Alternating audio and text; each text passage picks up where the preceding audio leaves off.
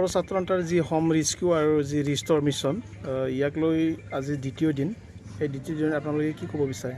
হয়, আজি আমি নিখিল বড়ো ছাত্ৰ সন্থা আকৌ এই মাছগাঁও গাঁৱতে যেহেতু ইয়াত বহুত ধৰণী ঘৰটো মানে নষ্ট হৈছে, ইয়াত ভিতৰত সা সম্পত্তি বা ইয়াত ভিতৰত যিটো দেখা যায় যে কিছুমান ফালেঙৰ পৰা আদি কৰি চফা বিভিন্ন সামগ্ৰী তেওঁলোকে যি বচাই থৈছিলে, কিন্তু ইয়াত যেনেকুৱা ধৰণৰ পানী হৈছে বোকা হৈছে সেইটোৰ লগত একো সম্পত্তি বাচা নাই আৰু আমি সেইটো মানে চাফ চিকুণ কৰাত বা ওলাই দিয়াত আমি সহায় কৰিছোঁ।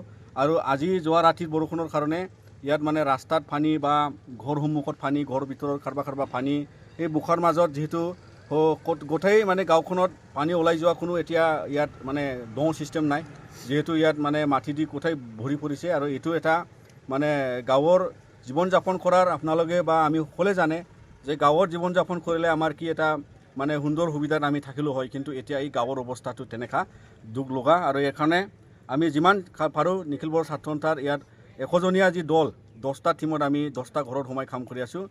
এনেকৈ আমি আগবাঢ়ি যাম, কিমান পাৰে আজিৰ দিনতো আমি এই মাছগাঁও গাঁৱত যি আদৰা কাম হৈ আছে তেওঁলোকৰ ঘৰৰ সহায় কৰিব পৰা আমি নিশ্চয় সেইটো সহায় কৰি দিম। ৰাইজে নিখিল বড়ো ছাত্ৰ সন্থাক বহুত ধন্যবাদ দিছে। তাৰ কাৰণে আমাৰ যি মিছন এই মিছনবোৰ আকৌ পিছলৈ এক্সটেণ্ড কৰিব নেকি? আমাৰ যিটো এটা উদ্দেশ্য আছিলে 7 দিনত আমি 200টা মানে ফেমিলি এনেকুৱা চাফ চিকুণ কৰাৰ সহায় কৰাৰ আমাৰ এটা উদ্দেশ্য। আৰু সেই মিছন হোম ৰেস্কিউ এণ্ড ৰেষ্টৰত যিটো সময়সীমা আছে আমাৰ 7 ডেজ, ইয়াৰ ভিতৰত যদি কৰিব নোৱাৰা যদি থাকি যায় তেতিয়া আমি 1-2 দিনৰ কাৰণে এক্সটেণ্ড কৰাটো আমাৰ সেইটো সিদ্ধান্ত আছে। আমি যিকি নহওক 200টা ফেমিলি আমি মাছগাঁও হওক বা ওচৰত কোনোবা বেলেগ গাঁও এটা হওক, ইয়াৰ ভিতৰত আমি যিমান পাৰে আমি এইকেইটা মানে গাঁওখনত মানে ঘৰটো চাফ চিকুণ কৰা বা উদ্ধাৰ কৰাটো আমি চেষ্টা কৰি লাগিলে আমি 8 দিন কৰিম 9 দিন কৰিম, এইটো আমাৰ এটা প্ৰচেষ্টাত আছে।